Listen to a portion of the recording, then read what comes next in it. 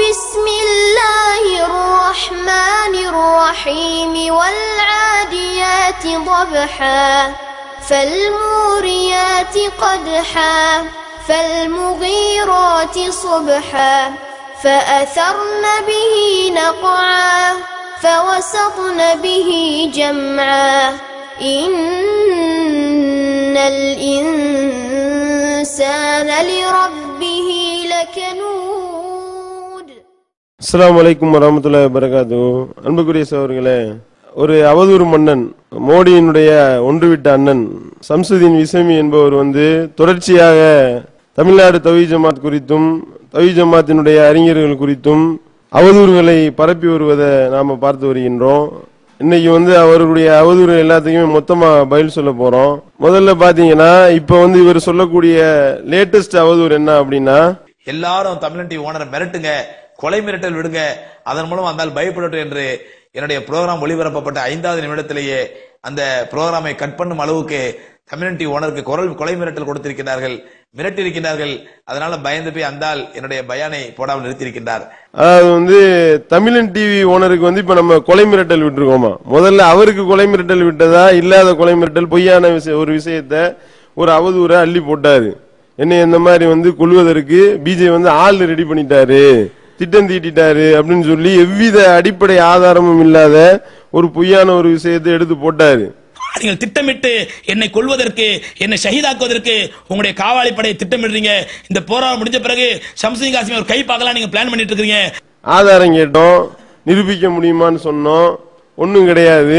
எந்த விதமான ஆதாரமும் அடிப்படை ஆதாரமும் இல்லாம இப்படி அவதூறுகளை அள்ளி வீசுவதே இவருடைய பொழப்பாக போயிருக்குது.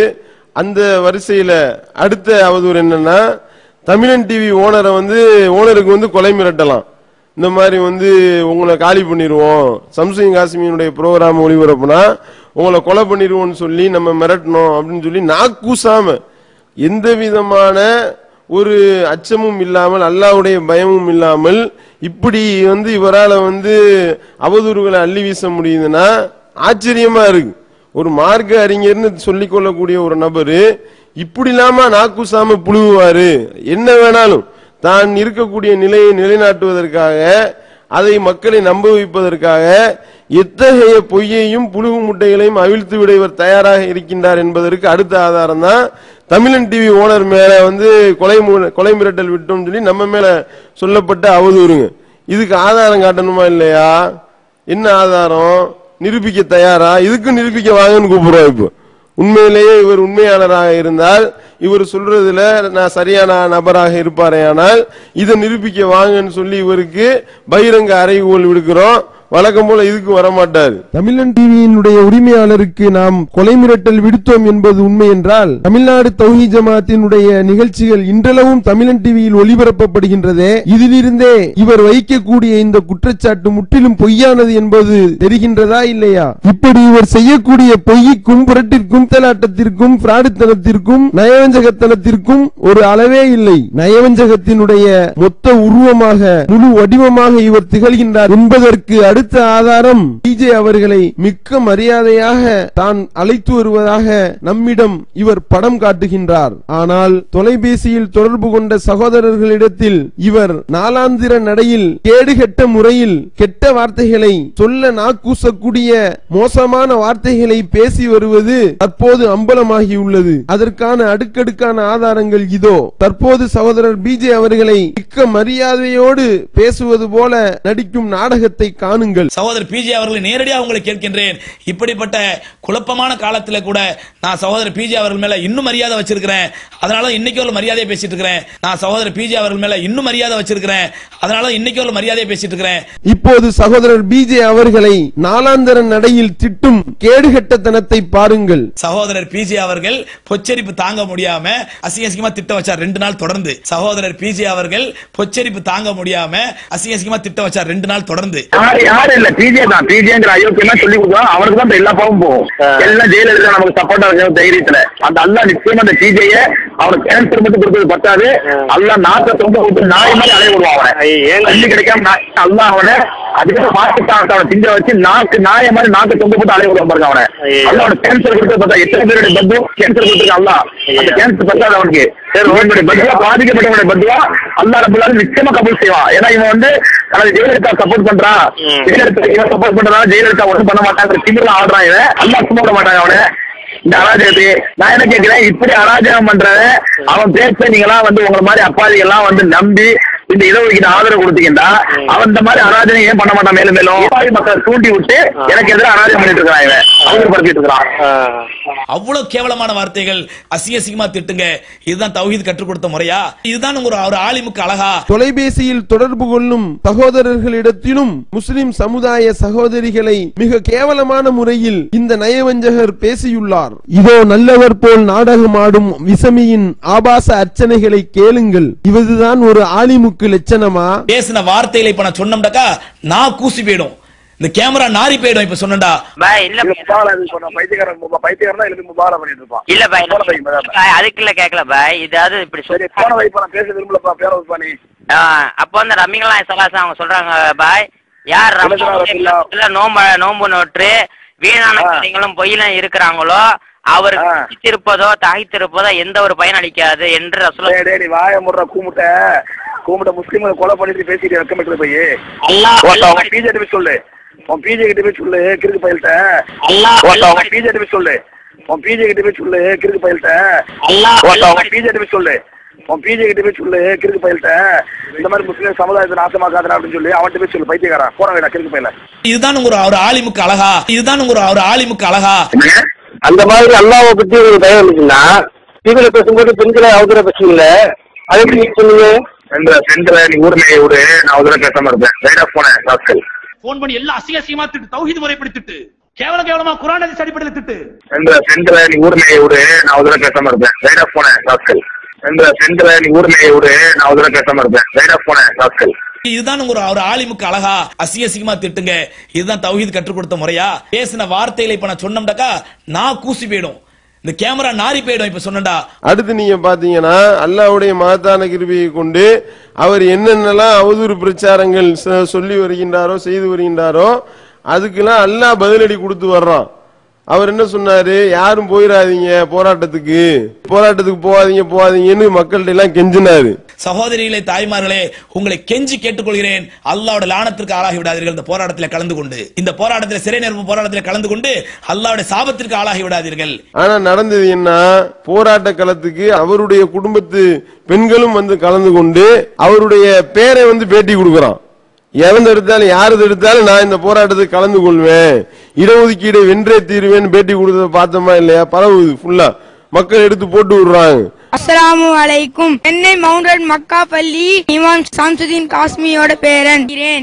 என் பேர் ஃபாரூக் ஷஃபீக் ரஹ்மான். ஜனவரி 28 சிறை செல்லும் போராட்டம் குடும்பத்தோட கலந்துக்கிறோம். பல பேர் தடுத்தாலும் நான் இந்த போராட்டத்தில் கலந்து கொண்டேன். இடஒதுக்கீட்டை வேண்டும் இன்ஷா அல்லாஹ். இப்படிதான் அல்லாஹ் பதிலடி கொடுப்பான். இந்த மாதிரியான அவதூறு பேர்வழிகளுக்கு மக்கள் மூலமா அல்லாஹ் பதிலடி கொடுத்தானா இல்லையா? எத்தனை லட்சக்கணக்கான பெண்கள், இன்னும் சொல்ல போனா ஆண்களை விட பெண்கள் தான் அதிகமா அந்த போராட்டத்தில் கலந்துகிட்டாங்க. அந்த அளவுக்கு பதிலடி கொடுக்கக்கூடியதை நம்ம பார்க்கிறோம். இப்படி அவதூறு மன்னர்களுக்கு அல்லாஹ்வே பதிலடி கொடுத்து வருகின்றான் என்பதையும் இந்த இடத்துல நம்ம கூடுதலாக பதிவு செய்து கொள்கின்றோம். அதே நேரத்தில் அடுத்தடுத்து அந்த வீடியோ கிளிப்பிங்க பாத்தீங்கன்னா எந்த அளவுக்கு நம்ம மேல அவதூறு சொல்ல முடியுமோ. இது வந்து தௌஹீத் ஜமாத் வந்து பயங்கரமான புற்றுநோயா இந்த சமுதாயத்துக்கு இருக்கான். தமிழ்நாடு தௌஹீத் ஜமாத்தினர் என்று சொல்லக்கூடிய இந்த சமுதாயத்திற்கு பிடித்த மிகப்பெரிய புற்றுநோயான இந்த இயக்கத்தினர் தௌஹீத் ஜமாத் புற்றுநோயா? நீ செய்யற வேலையினால இந்த சமுதாயத்தில் எய்ட்ஸ் பரவுது.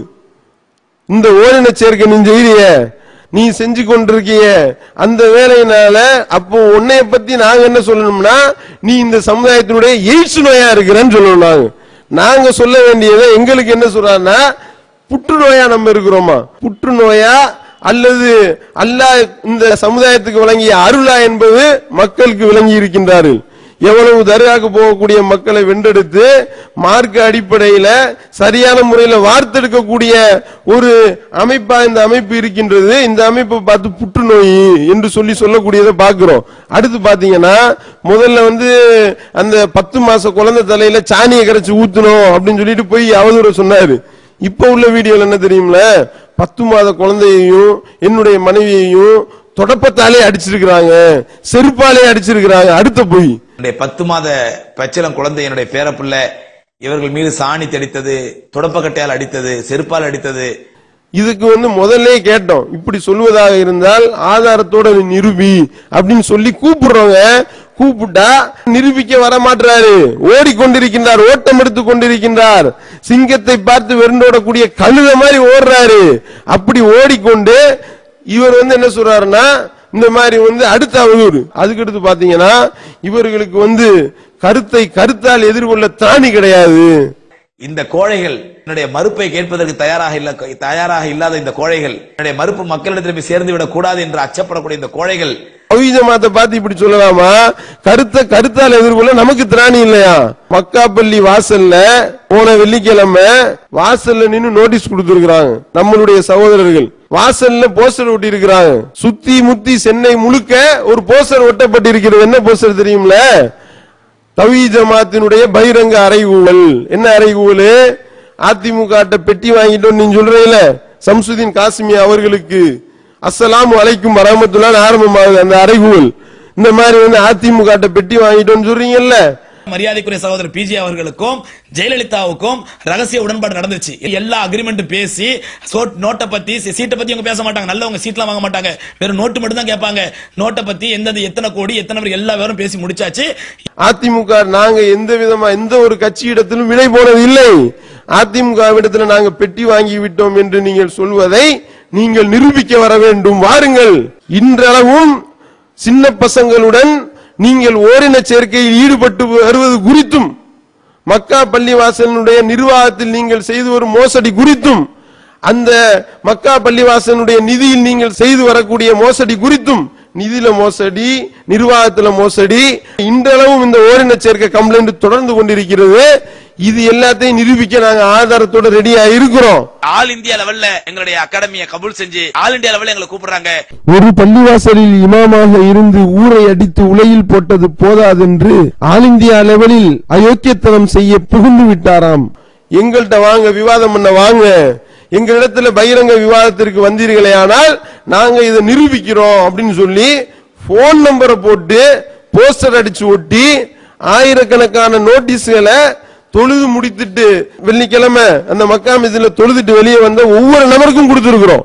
அந்த நோட்டீஸ வாங்காத நபர்களே இல்லை என்று சொல்லக்கூடிய அளவு கொடுத்திருக்கிறோம். போன் நம்பரை போட்டு கொடுத்திருக்கிறோம். இதுதான் கருத்தால எதிர்கொள்றது. இந்த கருத்தால எதிர்கொள்ள திராணி இல்லாத இந்த பேடி என்ன செய்யறாரு?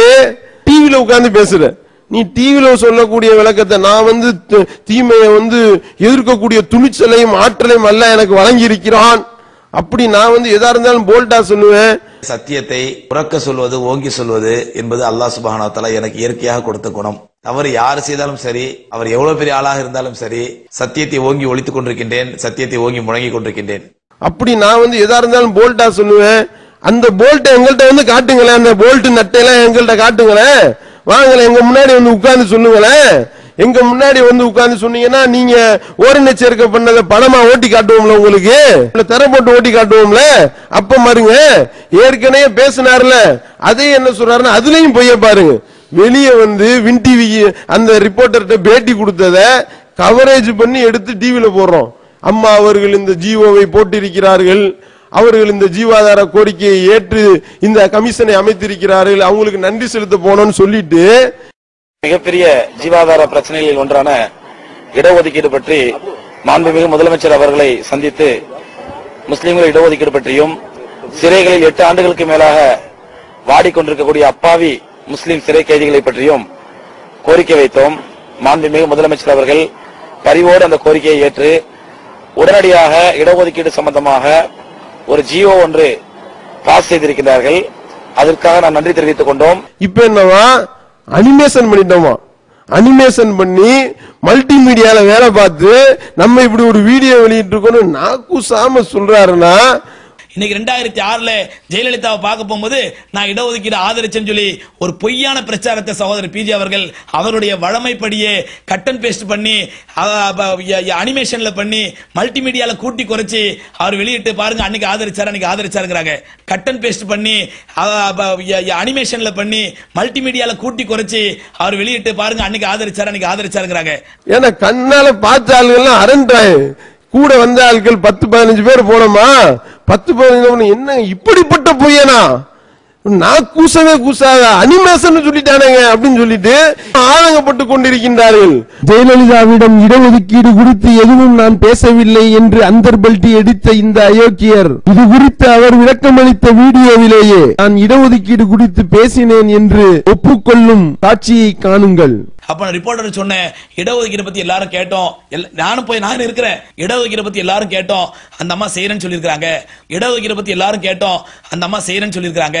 இப்படி தான் பேசியதை தானே மறுத்து பேசக்கூடிய அளவிற்கு மிகவும் திறமையும் தகுதியும் வாய்ந்த நபர்தான் இந்த விசமி. நான் அல்லாஹ் மேல சத்தியம் இடஒதுக்கீடு பத்தி பேசல. மிகப்பெரிய ஜீவாதார பிரச்சனைகளில் ஒன்றான இடஒதுக்கீடு பற்றி மாண்புமிகு முதலமைச்சர் அவர்களை சந்தித்து முஸ்லிம்கள் இடஒதுக்கீடு பற்றியும் சிறைகளில் 8 ஆண்டுகளுக்கு மேலாக வாடிக்கொண்டிருக்கக்கூடிய அப்பாவி முஸ்லிம் சிறை கைதிகளை பற்றியும் கோரிக்கை வைத்தோம். மாண்புமிகு முதலமைச்சர் அவர்கள் பரிவோடு அந்த கோரிக்கையை ஏற்று உடனடியாக இடஒதுக்கீடு சம்பந்தமாக ஒரு ஜியோ ஒன்று பாஸ் செய்திருக்கிறார்கள். அதற்காக நான் நன்றி தெரிவித்துக் கொண்டோம். இன்னைக்கு 2006ல ஜெயலலிதா போய் அங்க போய் உட்கார்ந்து அந்த அம்மா எடுத்தோன்னு சொல்லிட்டாங்க இடஒதுக்கீடு இப்ப தர முடியாதுன்னு சொல்லி வெளியே வந்து எங்களுக்கு கமிஷன் போட்டாங்க இடஒதுக்கீடு கொடுக்க போறாங்க எப்படி மக்களை ஏமாத்தினாங்களோ. ஒருபுறம் இடஒதுக்கீட்டிற்கு கமிஷன் அமைத்த ஜெயலலிதாவிற்கு நன்றி தெரிவிக்கின்றார், மறுபுறம் கமிஷன் அமைத்தது பொய் என்று இவர் தன்னைத்தானே பொய்யனாக்கிக் கொள்கின்றார். அவர்தான் விசமி. அந்த அளவுக்கு வீடியோ ஆதாரம் இருக்கு. பாதிக்கப்பட்ட நபர் நேரா சொல்லவும் தயாராக இருக்கிறார். பாதிக்கப்பட்ட நபர்களை கொண்டு வந்து நிப்பாட்டுவோம், நீ எந்தெந்த பையனை கைய பிடிச்சி இழுத்த, உன்னால பாதிக்கப்பட்டு, அதாவது பெண்கள் தான் கற்பு போச்சுன்னு சொல்லி அழுத பார்த்திருக்கோங்க. இவனால எனக்கு கற்பு போச்சுன்னு ஆம்பளை அழுது பார்த்திருக்கோமா? ஆண்களுடைய கற்பு சூறையாடி இருக்கேப்பா நீனு. இப்படிப்பட்ட ஒரு நாசக்கேடான வேலையை லூத் அலைஹிஸ்ஸலாமுடைய சமுதாயம் செஞ்ச அந்த வேலையை நீ செஞ்சிருக்கிற. அல்லாஹ் இறக்குறதா இருந்தா கரெக்டா அந்த மக்கா மஸ்ஜித்ல நீ ஜும்மா பண்ணிட்டு இருக்கும் பொழுது அப்படியே கல்மாரி இறக்கி அழிக்க கூட தகுதியான ஆளுதான் நீனு. ஆனால் அந்த மாதிரியான ஒரு வாய்ப்பு அல்லாஹ் இல்ல வழங்காம ஆக்கிட்டதுனால நீ உட்கார்ந்து இப்ப வாரம் ஜும்மா பேசி கொண்டு இருக்கிற. உன் பின்னாடி நின்று தொழுகிற ஆளு எல்லாம் வந்து உனக்கு உன்னுடைய பயான கேட்க வந்தாலும் நீ விளங்கிக்கிட்ட. அது தப்பு கணக்கு. போறதுக்கு இடம் இல்லாம அந்த இடம் வந்து முக்கியமான இடமா இருக்கிறதுனால வெளியூர்ல இருந்து வர்ற ஆளுகள் அங்க போய் வேற வழி இல்லாம தொழுகிறோன்னு போனை போட்டு சொல்றாங்க. இந்த இப்படிப்பட்ட ஒரு கேடுகட்ட ஆள் பின்னாடி தொழுகிறதுக்கே கேவலமா இருக்கு எங்களுக்கு. வேற ஒரு பள்ளிவாசலை தேடிக்கிட்டு இருக்கிறோம், வேற பெரிய பள்ளி இல்லாதனால வேற வழி இல்லாம போயிட்டு இருக்கோம் என்று அந்த நம்பர்ல போனை போட்டு நம்மளுடைய நிர்வாகிகள்ட்ட சொல்லக்கூடிய அளவுக்கு நிலைமை இருக்கின்றது என்றால் நாங்க சொல்றோம்லப்பா, கருத்தால எதிர்கொள்ள நாங்க ரெடியா இருக்கிறோம். நீ உட்கார்ந்துகிட்டு யூடியூப்ல டவுன்லோட் பண்ணி ஏத்தி விட்டுட்டு நீ எனக்கு என்னாண்டு முக்காட போட்டு ஓடி போயிட்டேன்னா நாங்க யார்கிட்ட போய் நிரூபிக்கிறது? நீ வா, நீ வந்து ஆனால் நேருக்கு நேரா வந்து உட்காரு. தவிஜ மாத்திட்ட நேருக்கு நேரா வந்து உட்கார்ந்தீங்கன்னா நம்ம ஏற்கனவே வந்து சில நபர்கள்ட்ட தான் ஓய்வு சேர்க்கை பண்ணாருன்னு சொல்லி அந்த ஆதாரத்தை வச்சிருக்கிறோம். இப்ப நம்ம இப்படி சொன்னோனையும் போன் கால்கள் எக்கச்சக்கமா வருது. பாய் என்கிட்ட இப்படித்தான், இந்த மாதிரி நான் நேரடியா வர சொல்ல தயாரா இருக்கிறேன் அப்படின்னு சொல்லி போன் கால்கள் வர்றதை பார்த்தா வரிசையா ஒவ்வொரு ஆதாரமா இப்ப கொடுத்துக்கிட்டு இருக்க. ஆதாரத்தினுடைய எண்ணிக்கை கூடிக்கிட்டே போகுதுங்க. என்ன இப்படிப்பட்ட ஒரு ஆள் எப்படிங்க வந்துகிட்டு ஒரு மார்க்க அறிஞரா எப்படிங்க ஏற்றுக்கொள்கின்றார்கள்? எப்படிங்க இவரையும் ஒரு அஜரத்தா வச்சுக்கிட்டு அந்த மெம்பர் படியில எப்படிங்க ஒரு அல்லாஹ் அஞ்சுக்குள்ள எப்படிப்பா உன்னால பேச முடியுது? பேசுறத பார்த்தா நமக்கு நெஞ்சு எரியுது. இப்படிப்பட்ட அயோக்கியத்தனத்தை பண்ணிட்டு அல்லாஹ்வுடைய பேரை சொல்லி எப்படிப்பா உன்னால பேச முடியுது அப்படின்னு சொல்லி நம்ம கொதிக்கிறோம். கொதிக்க காரணம் என்ன? பாதிக்கப்பட்டவர்கள் நிக்கிறாரு, பாதிக்கப்பட்டவர்கள் சொல்றாங்க. அதோடு மட்டும் இல்லாம அந்த நிதியில மோசடிங்க, மக்கா பள்ளி வாசல் நிதியில மோசடி, அழகிய கடன் அறக்கட்டளை, அதே மாதிரி வந்து IAS அகாடமி படம் காட்டுறாரு. எல்லாம் வசூல் மேட்ரு, டப்பு மேட்ரு அம்புட்டும். நான் வந்து இந்த மாதிரி அதுல நான் புது இயக்கம் ஆரம்பிக்க போறேன், ஆரம்பிச்சிட்டாரு புது இயக்கம். அந்த இயக்கத்துல நீங்க எல்லாரும் வந்து சேருங்க. எல்லாம் வசூல் பண்ணி வாயில போடுறதுக்கு உண்டான ஐடியா. அதற்காகத்தான் இவர் இந்த வேலையை செஞ்சுக்கிட்டு இருக்காரு. இதை நிரூபிக்கிறதுக்கு தயாரா இருக்கிறோம். ஏற்கனவே ஆதாரம் வச்சிருக்கிறோம். அதுக்கடுத்து இப்ப ஆதாரங்களை கொண்டு வந்து கொடுக்கறாங்க. இவர் எப்படி கையாடல் பண்ணார் தெரியுமா? பூட்டப்பட்ட கடைக்கு கள்ளச்சாவி போட்டு திறந்தாலு அந்த அளவுக்கு ஆதாரங்கள் வந்துகிட்டே இருக்கு. அடுக்கடுக்கா குவியுது. ஒரு ஆள் இவ்வளவு அயோக்கியத்தனம் பண்ண முடியுமா?